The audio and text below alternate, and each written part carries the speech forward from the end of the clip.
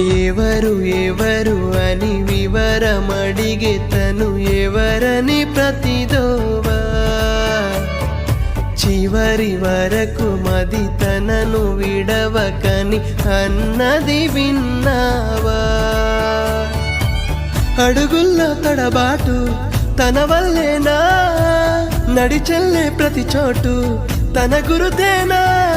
తోడైనా